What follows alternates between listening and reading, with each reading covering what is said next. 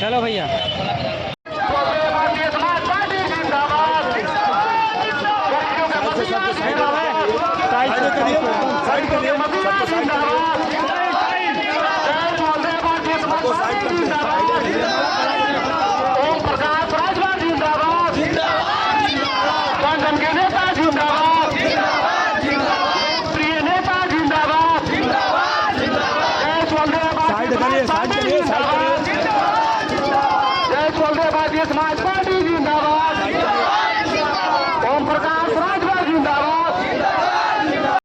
अंग्रेजों के गुलाम थे। यह देश अंग्रेजों का गुलाम था।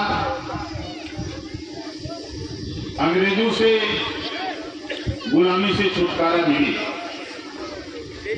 महात्मा गांधी, चंद्रशेखर आजाद, भगत सिंह, सरदार पटेल, बाबा साहब डॉक्टर अम्बेडकर जैसे तमाम लोगों ने आजादी की लड़ाई लड़ी। देश आजाद हुआ, अंग्रेजों से गुलामी से छुटकारा मिला। लेकिन आज आजादी के बाद हम नेताओं के गुलाम हैं। नेताओं ने हमको आपको गुलाम बना लिया।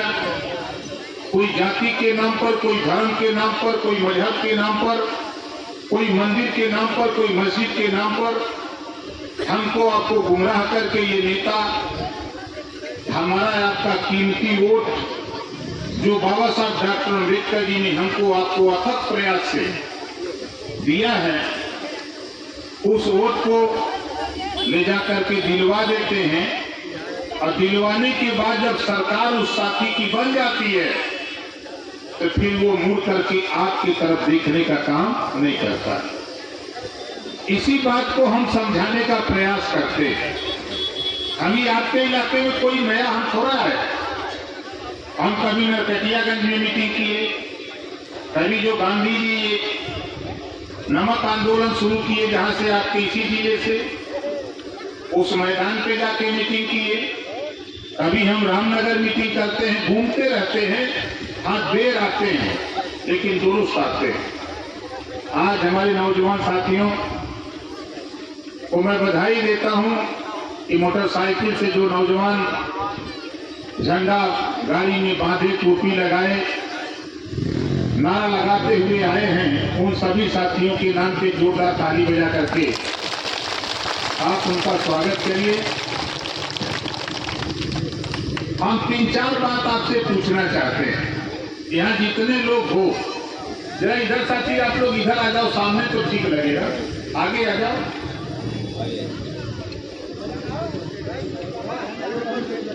नहीं खड़े रहिए, कुछ नहीं, सामने रहिए, खड़े रहिए, खाली कोई दिक्कत नहीं हमको, ताकि हम भी आपके चेहरे को हम भी देख सके और समझ सके, पढ़ सके।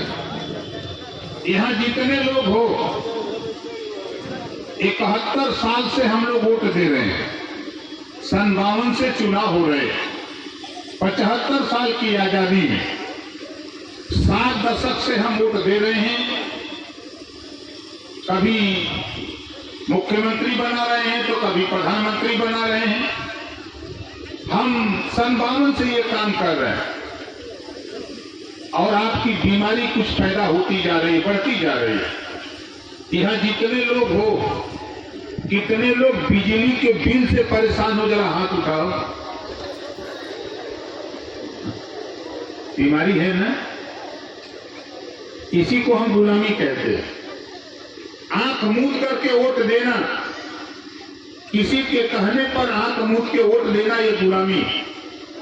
बाबा साहब डॉक्टर अम्बेडकर जी ने हमको आपको वोट का पावर दिया। पहले पावर था कि राजा रानी के पेट से राजा पैदा होता था, लेकिन धन है बाबा साहब डॉक्टर अम्बेडकर, देश की सारी रानियों का ऑपरेशन कर दिया। अब तेरे वोट से राजा पैदा करने का व्यवधान जो था बीच में, बाबा साहब ने वोट देने का पावर देकर अब तेरे वोट से राजा पैदा करने का पावर दे दिया। आज आप उठा के देखो, मार्केट से आप खरीदते हो दाल, साबुन, तेल, कपड़ा, उस पर टैक्स लगता है, सरकार टैक्स लेती है। और वो टैक्स का पैसा जमा होता RBI, reserve bank of India, ये देश का एक बैंक है सरकारी, उसमें वो पैसा जमा होता है। अरबों अरबों रुपया जमा होता है, तो देश का उद्योगपति फैक्ट्री लगाने के लिए वो लोन लेता है, कर्जा लेता है आरबीआई से, रिजर्व बैंक ऑफ इंडिया से कर्जा लेता है। जब वो फैक्ट्री नहीं चलती है, फैक्ट्री लगाता, जब फैक्ट्री नहीं चलती तब वो बैंक वाले से कहता कि हम कर्जा नहीं दे सकते। तो बैंक वाला सूचना देता है सरकार को कि ये उद्योगपति लोन लिया, ये कर्जा नहीं दे पाया, नहीं दे पा रहा है। तो सरकार कहती है चलो ठीक है, सूची बना दो। लिया, उसकी सूची बनाकर उसे डिफाल्टर घोषित किया जाता है और डिफाल्टर घोषित कर लाखों करोड़ रुपया कर्जा अमीरों का माफ हो सकता है, तो गरीबों को भी घरेलू बिजली का बिल, इनको भी डिफाल्टर घोषित करके इनका भी कर्जा माफ होना चाहिए। वो सही बात है, गलत है? सही है। इसी लड़ाई को लड़ने के लिए आपके बीच में अंजलि राजभर जी आपके गांव में घूम घूम करके, अंजलि जी जोरदार ताली बजा के इनका स्वागत करिए। हमारे उदय नारायण राजभर जी जो हमारे प्रदेश के अध्यक्ष हैं, दोनों नेता भोला राजभर जी सहित तमाम साथी घूम घूम करके आपको इसी बात के लिए जागृत कर रहे हैं। और आगे ये भारत देश का एक प्रदेश है, भारत देश का एक प्रदेश है तेलंगाना, जिसकी आबादी मात्र 4 करोड़ है।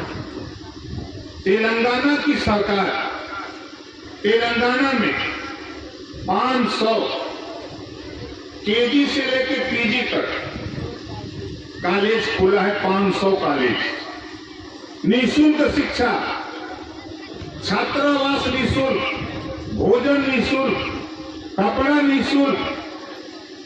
2 लाख बच्चों को हर साल, गरीबों के बच्चे जो अपने बेटा बेटी को नहीं पढ़ा सकते, ऐसे बेटा बेटी को चिन्हित करके तेलंगाना की सरकार 2 लाख बच्चों को हर साल बिना पैसे में डॉक्टर, मास्टर, इंजीनियर, कलेक्टर बनाने की शिक्षा दे रही है।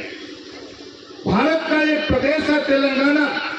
अगर तेलंगाना की सरकार बिना पैसे में गरीबों के बच्चों को शिक्षा देकर डॉक्टर, मास्टर, इंजीनियर, कलेक्टर बनाने की तैयारी कर रही है, तो बिहार सरकार को भी कॉलेज खोल करके गरीबों के बच्चों को बिना पैसे में पढ़ाकर डॉक्टर, मास्टर, इंजीनियर, कलेक्टर बनाने की व्यवस्था करनी चाहिए। बोलो, करनी चाहिए कि नहीं करनी चाहिए? लेकिन ये पश्चिमी चंपारण में भाषण देने से नहीं होगा।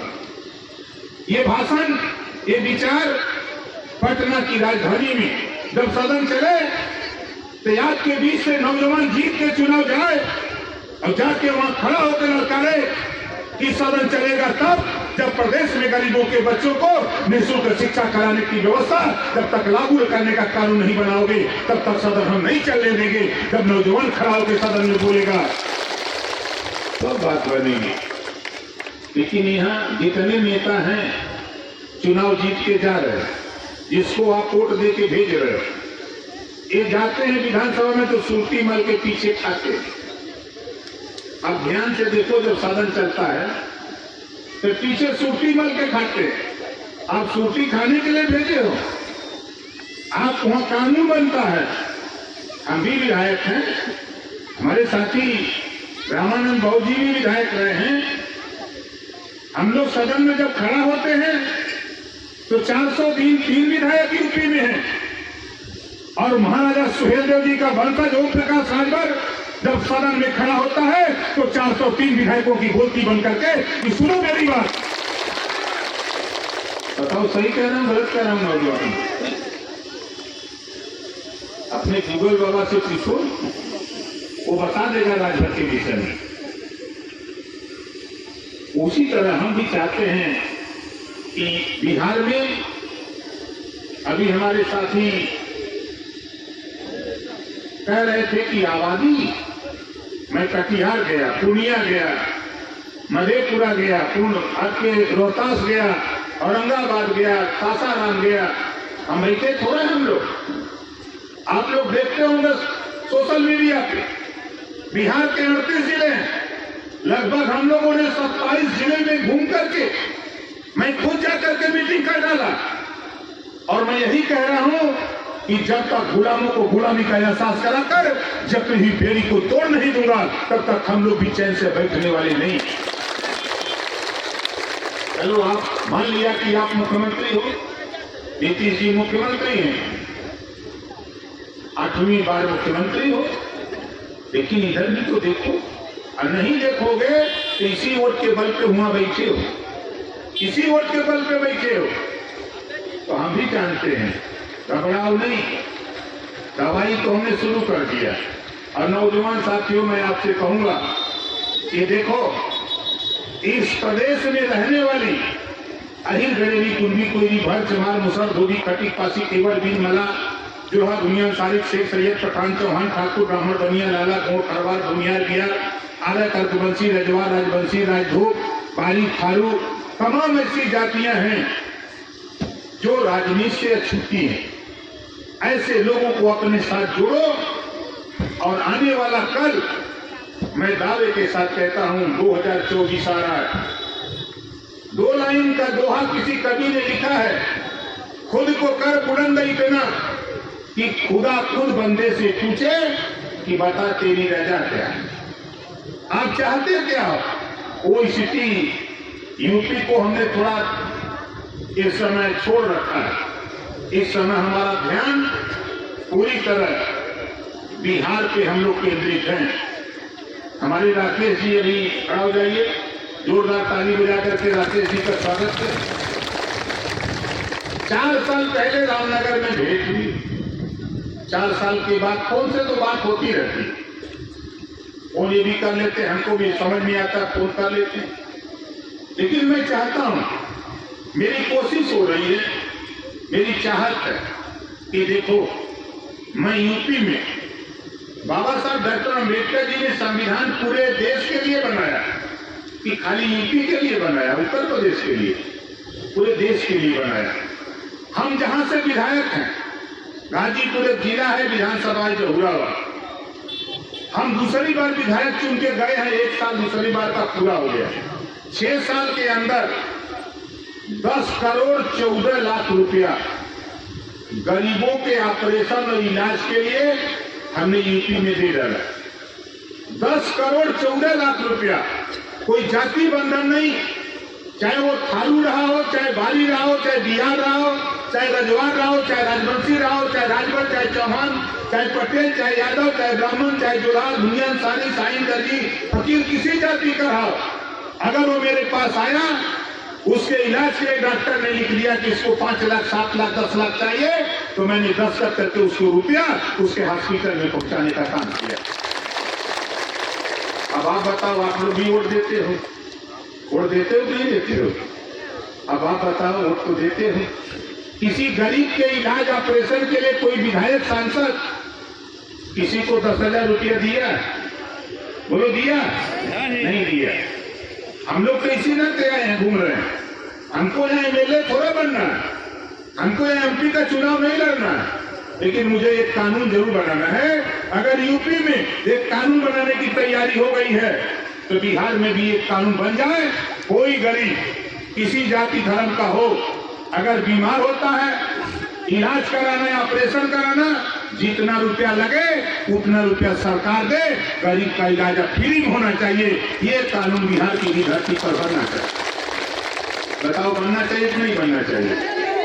इतने लोग चाहते हो कि कानून बनना चाहिए, बनना चाहिए। लेकिन इस कानून को बनाने के लिए नौजवानों, आपको संघर्ष करना पड़ेगा, आपको मेहनत करनी पड़ेगी। ये मत सोचना कि हम आए हैं और चले गए। हम लगभग कोई ऐसा गांव नहीं है कि जिस गांव में देश के 140 करोड़ आबादी में कोई ऐसा परिवार नहीं है कि जिसके घर में ओम प्रकाश राजभर प्रवेश न कर गया हो। यहाँ जितने लोग हो, जिसके हाथ में स्मार्टफोन, मोबाइल, बड़ी वाली मोबाइल होगी, आपके मोबाइल में ओम प्रकाश राजभर, आपके घर में टेलीविजन, हम वहां दिखते हैं आपके घर में। आप अखबार पढ़ते हैं जो राष्ट्रीय अखबार है, राष्ट्रीय अखबारों में चाहे वो अंग्रेजी का समाचार हो, चाहे हिंदी का हो, चाहे उर्दू का हो, चाहे किसी भाषा का हो, उसमें आपकी खबर छपती है। यहां तो छोड़ दो, दुनिया की समाचार agency British broadcasting corporation of London, जिसको बीबीसी लंदन कहते हैं, बीबीसी लंदन से तेरा समाचार रामदत्त त्रिपाठी प्रकाशित करते हैं। पूरी दुनिया को बताते हैं कि भारत देश का एक प्रदेश है उत्तर प्रदेश, भारत देश के एक प्रदेश उत्तर प्रदेश के बहराइच जिले में पैदा महाराजा सुहेल देव जी का वंशज ओम प्रकाश राजभर देश की राजनीति में भूचाल पैदा कर दिया है। आप बताओ, बीबीसी लंदन से चालू हो गया। अब पश्चिमी चंपारण हो, चाहे पूर्वी चंपारण हो, चाहे बेतिया हो, चाहे नवादा हो, इस इलाके में आप बताओ, बिहार के नीतीश जी अभी भोला भाई बता रहे थे और साथी भी बता रहे थे, ये लोग कहते हैं कि यहाँ राजभर नहीं रहता, हम कहते हैं कि यहाँ पटेल से ज्यादा राजभर रहता है। आप बताओ, अपने अपने गांव में पेट्रोल लो, आपके गांव में खालू मिल जाएगा, जायसवाल मिल जाएगा, यादव मिल जाएगा, चौहान बिंद केवट मल्ला मुसलमान मिल जाएगा, ब्राह्मण राजपूत यादव मिल जाएगा, लेकिन गिनती इनकी नहीं है। इसी नाते हम लोग तय किए, अभी 7 महीना टाइम है नौजवान, जैसे पटना गांधी मैदान रिहर्सल किए हैं 7 अक्टूबर, आज से अगर जोड़ोगे तो 7 महीने बाद हम बिहार की तैयारी कर रहे हैं। पहले एक राजा दूसरे राजा को हरा देता था तो राजपाट मिलता था, या मूड़ी काट के मार देता था तो राजपाट मिलता था। लेकिन धन्य है बाबा साहब डॉक्टर अम्बेडकर जी, उन्होंने अब वो चीज पैदा कर दिया कि अब सबसे ज्यादा मूड़ी जिसके पास होगी उसी का राजपाट होगा। ये बाबा साहब डॉक्टर अम्बेडकर की देन। तो हम भी चाहते हैं कि हम गिनती कराना चाहते हैं बिहार के लोगों, मधेपुरा से लोग आएंगे, कटिहार से आएंगे, पूर्णिया से आएंगे, सासाराम से आएंगे, आपके बिहार के 38 जिले से हम ले आएंगे और उसी 38 जिले में आपका जिला भी है। आप लोग बताओ, बिहार चलना होगा तो चलोगे कि नहीं चलोगे? एक काम करो, देखो जितने लोगों के पास झंडा है, अपनी अपनी गाड़ी में नौजवान लेके आए हो, टाली पे बांध के लेके आए हो, इस झंडे को मजबूती से अपने दरवाजे पर टांगो। जानते हो, जब झंडा टांगोगे तो झंडे से सवाल खड़ा होगा, लोग पूछेंगे कि झंडा क्यों टांगे हो, उनको बता देना कि अब बिजली का बिल माफ कराओ तो यही वजह टांगिए। बोलो सही रहेगा कि नहीं सही रहेगा? अगर वो पूछता है कि झंडा क्यों टांगे हो, उससे कह दो कि अपने बेटा बेटी को, आने वाली पीढ़ी को डॉक्टर, मास्टर, इंजीनियर, कलेक्टर बनाने के लिए, निःशुल्क शिक्षा दिलाने के लिए अब ये झंडा टांगा हो। अगर मर्द हो तो तुम भी टांगो, अगर तुम भी चाहते बिजली का बिल माफ कराना अपना, हमारी तरह टांगो। और दावे के साथ कहता हूं 2025 तो आने दो। 2025 देखो, दिल्ली के लोगों ने अंगड़ाई लिया, दिल्ली में बिजली का बिल माफ हो गया। पंजाब के लोगों ने अंगड़ाई लिया, वहां बिजली का बिल माफ हो गया। अब बिहार के लोग अभी सोए हैं, यूपी के लोग सोए हैं। यूपी में लगभग 25 करोड़ आबादी में हमने लगभग सबको जगह रखा है। लोग यही कह रहे हैं कि साहब मौका आने दो, जिस दिन तेरा ऐलान होगा उस दिन हम लोग घरेलू बिजली का बिल माफ करा करके मानेंगे, लखनऊ की पंचायत में चल करके। तो बिहार के लोगों, इसी नाते हम पटना की तैयारी किए कि पटना में भी हम सरकार को समझाना चाहते हैं, जो यहाँ की सरकार है, इस सरकार को भी एहसास कराना चाहते हैं कि ये देश में हमारे है तो हमनों के हिस्सा मिले के चाहिए कि नहीं चाहिए, हिस्सा की लड़ाई। अब मां बहनों देखो, आप सुन लो, 75 साल की आजादी में सभी नेता कहते हैं कि महिलाओं के ऊपर जुल्म जातीय अत्याचार होता है। सभी नेता कहते हैं, करता कौन है? इसके इलाज के लिए ओम प्रकाश राजभर भारतीय समाज पार्टी हम लोगों ने तय किया है। आए कहने वाले नेताओं, असल अपने माँ बाप के पैदा हो, आधी आबादी महिलाओं की है, लोकसभा विधानसभा में आधी सीटें इनकी आरक्षित कर दो, उसी दिन जुल्म जातीय अत्याचार बंद होने लगेगा। उसी दिन अगर चाहते हो नौकरियों में 50% सीटें महिलाओं के लिए आरक्षित कर दो, शिक्षण संस्थाओं में आधी सीटें चाहे वो प्राइवेट हो चाहे सरकारी, इनके लिए आरक्षित कर दो। मैं दावे के साथ कहता हूं कि जिस दिन तेरी बेटी दरोगा बनके, तेरी बेटी एसपी बनके, तेरी बेटी एसपीआरए बनकर के, सीओ बनकर के, वर्दी लगा के गाड़ी पर बैठ के, रिवॉल्वर लेकर के, उसके साथ सिक्योरिटी के साथ लेकर के जब तेरी बेटी निकलेगी तो कोई आंख दिखाने की हिम्मत नहीं करेगा। ये चीज ओम प्रकाश राजभर पैदा करना चाहता है। बताओ सही रहेगा कि नहीं सही रहेगा? अब लड़ाई दूसरी तरफ जा रही है। बहुत हो गया। आधी आबादी कहने वाले लोगों हिस्सेदारी देने की बात आती है तो भागते हो। आओ हम चलते हैं। आ रहा है लोकसभा का चुनाव 24 के चुनाव में ही हम बिहार की धरती से,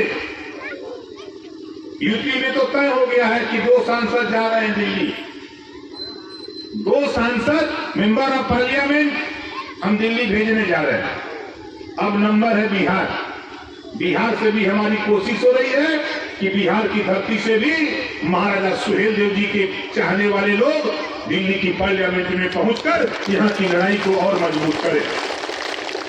इस बात को लेकर के हम लोग घूम रहे हैं। आप बताओ हमारी बात समझ में आ रही कि नहीं समझ में आ रही? हमारी बात समझ में आ रही है? कितने लोगों को समझ में आ रही? जरा हाथ उठाइए। समझ में आ रही? तो देखो, जो समाज अपना इतिहास नहीं जानता, अपने बुजुर्गों की कदर नहीं करता, वो समाज कभी तरक्की नहीं कर सकता। आज उठा के देखो, महाराजा सुहेलदेव जी, जब ये देश 585 राजा हुआ करते थे, 165 राजा अकेले खाली भौर जाति के होते थे। लेकिन दुर्भाग्य राजा की औलाद आज आवास बदे तरसत हो। आवास के लिए परेशान, शौचालय के लिए परेशान, पेंशन के लिए परेशान, रोजगार के लिए परेशान, नौकरी के लिए परेशान। और मैं दावे के साथ कहता हूं, इतिहास पढ़ो। हम महाराजा सुहेलदेव जी के वंशज, बहराइच की धरती आज भी गवाही देती है। आज भी 500 बीघा जमीन वैसे परती पड़ा हुआ है, आज भी किला हुआ अवशेष है। हम उनके वंशज हैं। 40 किलो की तलवार चलाया करते थे। विदेशी आक्रमणकारी भारत पे लूटने के लिए, भारत पे गुलाम बनाने, भारत पे राजपाट करने के लिए आया। कोई राजा नहीं टिक पाया। अगर कोई टिका तो महाराजा सुहेलदेव जी ने 40 किलो की तलवार चलाकर नानपारा बहराइच में वहीं दफन कर दिया उसको। फिर वो जाने लायक नहीं रह गया, वहीं खत्म कर दिया। आज भी चित्तौड़ा झील चिल्ला चिल्ला के कहती है, इतिहासकार चिल्ला चिल्ला के लिखते हैं। हमारा इतिहास पताल में गड़ दिया। सारे देश के इतिहासकार, लिखने वाले लोगों ऐसा इतिहास लिखा जे मेहरारू के पीछे लड़ल बा करते इतिहास बा। आप बताओ, राम रावण की लड़ाई कितने बजे भई है? औरत बजे नहीं। राम रावण की लड़ाई सीता के लिए, कौरव पांडव की लड़ाई द्रौपदी को लेके, आला उदल इंदन की लड़ाई रुपवा बेलवा चरवा को लेके, इनका तो इतिहास बा। लेकिन महाराजा सुहेलदेव जी जो देश के लिए लड़ा, उनका इतिहास है नहीं बा। इतिहास हम लोग लिखेंगे। इतिहास करो, तूने तेरी कलम नहीं चली, लेकिन हमारे बीच में लाखों लाख नौजवान पढ़ लिख करके high school, inter, BA, MA, MCom, BCom करके अब अपना इतिहास खुद लिखने की तैयारी कर रहा है। जब हमारा शासन होगा तो हम अपने हिसाब से इतिहास लिख करके दिखाएंगे। इस काम को हम करने जा। और आपसे कहूंगा, देखो घबराओ नहीं।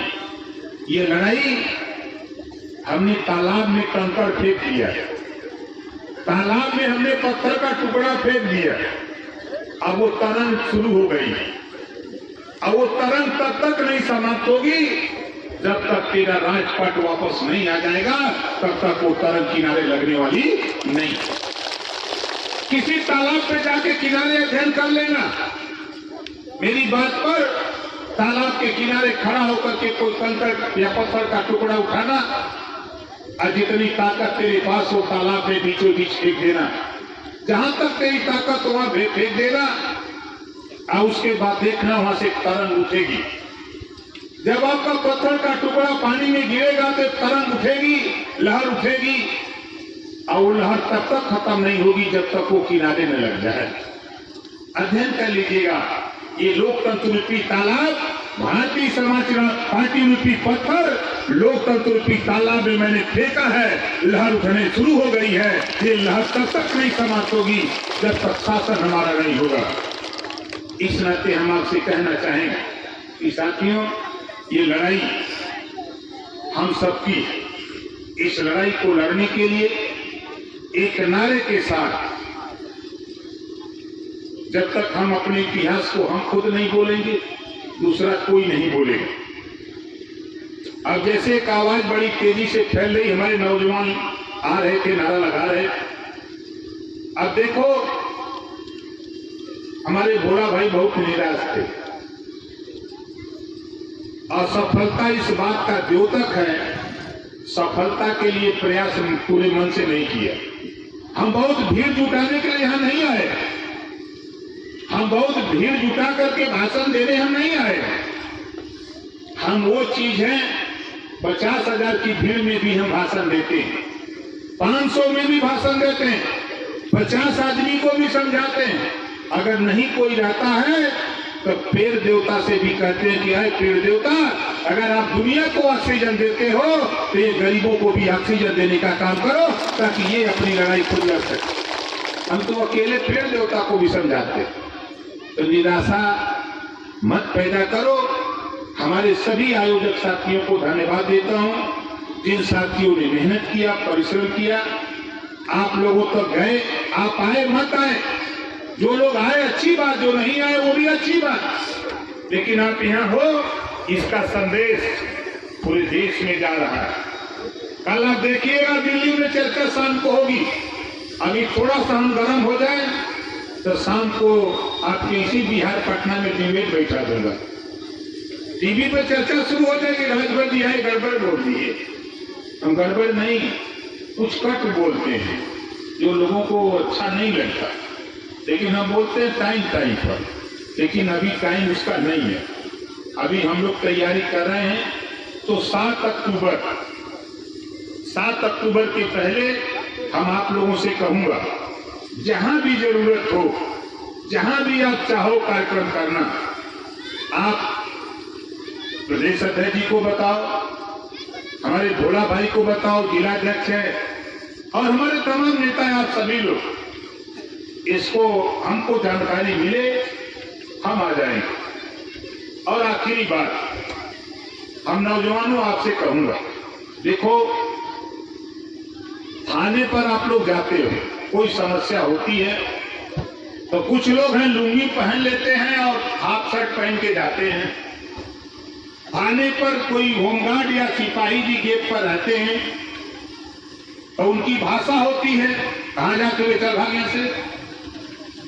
आप दूसरा आके देखिए, अगर आप जीन्स और पहन करके जाते हैं, पैंट पहन के जाते हैं, शर्ट पहन के जाते हैं, तो वही सिपाही जी, दरोगा जी कहते हैं, होमगार्ड जी कहां जाता हुआ, कहा इधर, फिर आपका मनोबल टूट जाता। लेकिन वही जब कुर्ता पैजामा पहन के जाते हैं तो वही सिपाही जी, दरोगा जी जो गेट पर रहते होमगार्ड, वही पूछते हैं, कहा हो नेताजी, कहाँ। अब देखिए 3 कुर्ता का हमने बताया है, अगर लुंगी लगा के जाओगे तो क्या जवाब मिलता है, जीन्स का पैंट पहन लो, शर्ट पहन के जाओ तो क्या मिलता है, अब कुर्ता पैजामा सिला के पहन लो तब क्या कहते हैं वही सिपाही दरोगा। कहो नेताजी कहाँ, क्या बात है, तो कहते दरोगा जी से नहीं मिले कि हाँ। अब आप जाओ दरोगा जी के कुर्सी खींच के बैठो। अब नेता बने में कौन पैसा लगत हो? अब दिखा भैया हम तो दिखा देते। हमारे राकेश जी इधर आ जाइए, हमारे उदय जी आप भी आ जाइए, यहाँ इसके बगल में खड़ा हो जाइए। दोनों लोग खड़े हैं। अब आप लोग मालिक हो, जज हो, आप बताओ नेता के लगा था? इधर वाला जोर से बोला। ये नेता लगा तुम? बोला जोर से बोला। नहीं आई नेता लगा तुम? तो देखा एक काम करा, जितना में इनका शर्ट और पैंट हो इतना में 2 सीट कुर्ता पैजामा हो जाए। बहुत सस्ता मिलेगा। लोग ना समझ, कुर्ता पैजामा सिया के घरे में रख दा प्रेस करके बैठ जा। जब संध्या के चक्की पे चाय पिए का टाइम हो या बाजार जाए का टाइम, तो पहले दिन पहने में थोड़ा लाज लगी। घरे में ले जाके दरवाजा बंद करके कुर्ता पैजामा पहना, एक बार 2 बार में पहन लेगा। पहन के दरवाजा खोल के बाहर निकला, चचा घरे में मतारी बहन भौजाई जे भी मिली, जे देखी तो कहीं का हो नेता बन गई। अब पक्की मुहर तो हो गई नेता का वही घर में। अब बाहर निकल बा दादा कक्का चचा बाबू जे भी मिली, तो वो कहीं का हो नेता बनत हुआ, नेता हो गई का। आप मत बोलिए, उठाइए साइकिल जाइए दुकान पर, और दुकान पे जाकर के ताव से चाय वाले किसे कहिए, अरे चाय वाले एक चाय देता वो ताकि के बड़ा कड़ा बोला था, आवाज बड़ी कड़ी है। तो वो कहीं कहा नेता हो गई ना। वो करे बाद झपट के अखबार उठावा जो मेज पर रखा लाला, पढ़ले हुआ चाहे ना पढ़ले हुआ, पढ़ले हुआ तो अखबार पढ़ा, और ना पढ़ले है अखबार के 2-3 दिन उल्टे रहा। क्या दिक्कत था? जब तक चाय नहीं आ जाए तब तक अखबार उल्टे रहा। जे देखी तो सोची कुछ खोजा था नेता है ना, वो थोड़ा जाना था कि पढ़ले हो कि ना पढ़ले। अब उसके बाद आप चाय पी ले, बैठा तो मनो बैठा नहीं, बाजार जाके सब्जी लेवे को जो भी सामान लेवे को लेना, लेके अपने घरे चली आवा, कुर्ता पैजामा निकाल के खूटी पे टांग दा, फिर सवेरे पहन के जा। फिर सवेरे पहनबा तो जे जे देख ले ना बोली, वो जान जाए कि अब नेता है। अब जे ना देख ले वो शुरू करी। अब आगे देखा क्या हुई, जब गांव में कोनो बात हुई, विवाद हुई, सिपाही जी दरोगा जी जब चलिए गांव में आवे बदे, चट्टी पर ही पूछा ला को गौवा में कोनो नेता का नाम है? तब वो चट्टी वाला बताए कि अब तो 5 ठे नेता है। अगर गांव में नेता ना है तो सिपाही जी रुतबा जमावल भारी देंगे, हड़कई हैं, जेल भेज देंगे, फांसी दे देंगे, हाथ गोड़ तोड़ देंगे, यही ना बोलते हैं। अगर नेता है भाई तो सिपाही जी दरोगा जी कहते हैं नेता के देखा ये दरखास्त है, अरे मैं समझौता करा था, नहीं तो भाई हम पकड़ के ले जा, समझौता हो लाको तो समझौता करा था, हमारे गाड़ी में तेल भरवा था, यही नहीं होता। तो अब तो समझते हैं क्या होता है। यही वजह हम नेता बनाओ थे कि गौवा में 5 नेता बन जाए। अगर कुर्ता पैजामा पहन ला, अब एक थाने के अंदर हम 20 गांव चिन्हित कर ला, अब 20 गांव में 5-5 नेता बना ला, 100 नेता हो गए। और 100 नेता कुर्ता पैजामा पहन के कौनो भी समस्या हो, 100 नेता में 50 नेता थाने पर चल जा, तो दरोगा जी घबरा के कुर्सी छोड़ के यह नेता लोग के पल्ले वो समझी न पहिए कि सत्ता पक्ष वाले में कि विपक्ष कर कि कुल गोलिया के आए हुई कि ना हुई। वो दिन दरोगा जी तब समझ दिए तो खुद पूछे कि बताओ क्या बात है भाई, इतने नेताजी लोग कहीं आ गए, बताओ अभी कर देते हैं। तो ये पावर साथी नेता बनने में है। अब बताओ नेता बनने में कोई रुपया लगा था? बोले रुपया लगा था नहीं। अब बताओ के नेता बने? अब देखा नौजवान इधर उधर मीडिया था, देखा हाँ मिशन बेहया नेता है भाई ना, मिशन गहरा नेता इला कम से कम 100 लोगों के बोलाई लखनऊ अब कुर्ता पैजामा सब निकलवा दे बिल्कुल उनका शर्ट और पैंट और वही पहना के आप शर्ट पैंट ले ले पैजामा कुर्ता पहना के भेज दे। वैसनो नेता हम यो करी ना एको पैसा न लगी वहां बसिया सियावल देना सर तो देखा ये भाई मजाक मत समझा। हम नेता बनावे के काम ये बदे करत थी कि जब हमारा नेता तैयार होगा तो उसी के बीच से कल प्रधान हमारा नेता होगा, कल जिला परिषद हमारा नेता होगा, कल हमारा वही नेता एमएलए और एमपी बनेगा। खिलवाड़ नहीं, खाली थाने की समस्या नहीं साथी, उसी बीच से हमारा नेता ऊपर जाएगा। तो बताओ ठीक रहेगा कि नहीं ठीक रहेगा? ये काम नौजवानों मैं आपसे कहूंगा कि देखो हम लोगों के जो बाप दादा हैं उनकी तो बीत गई, अंतिम चरण उनका चला ऊपर जाने का, लेकिन हम आप थोड़ा मेहनत करो। आने वाली पीढ़ी को हम दावे के साथ कहता हूं ज्यादा नहीं 10 साल खाली मेहनत करो, 10 साल के अंदर पूरे बिहार में बदलाव की लहर फैल जाएगी। ये स्थिति हम पैदा करके आपको देंगे। तो बहुत नहीं, हमको साथी 11:30 बजे तक हमको लखनऊ पहुंचना है। हमारी ट्रेन है दिल्ली जाने का। लखनऊ से हमने टिकट कराया है ट्रेन का 11:30 बजे। हमको हर हालत में 11 सवा 11 तक लखनऊ पहुंचना है। इस नाते हमारे राजभर युवा